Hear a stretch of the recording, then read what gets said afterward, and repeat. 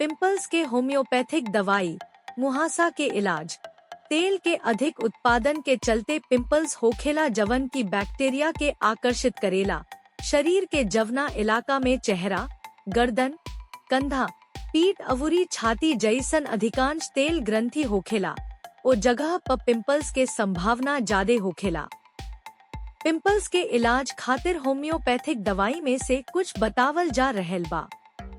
एक सल्फर यह उपाय के इस्तेमाल तब होला जब पिंपल्स में बेहद खुजली होखे, त्वचा गंदा दिखाई देवेला अवुरी मरीज बहुत कुछ आजमा चुकल बाड़े लेकिन एकर इलाज ना मिलल।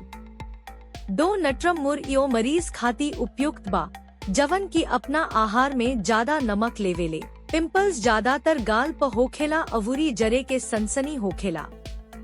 3 काली ब्रोमेटम ई कंधा, छाती अवुरी चेहरा के मुहासा खाती उपयुक्त बा। मुहासा में खुजली होखेला अवुरी पंचर होखला पर निशान रह जाला। 4 कैल्सेरिया सल्फुरिका मवाद से भरल मुहासा खातिर यह उपाय के इस्तेमाल होला। कबोकबो खून भी निकल जाला।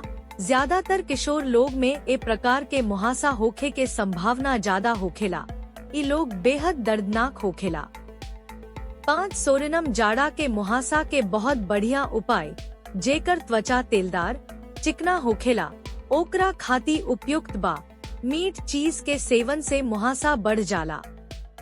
हालांकि अधिकांश पिंपल्स अपने आप दूर हो जाला, लेकिन कबोकबो कॉस्मेटिक उत्पाद, प्रदूषण चाहे तनाव के संगे ई बढ़ जाला। ओ मामला में डॉक्टर से सलाह लेके एकर इलाज करावे के चाहिए।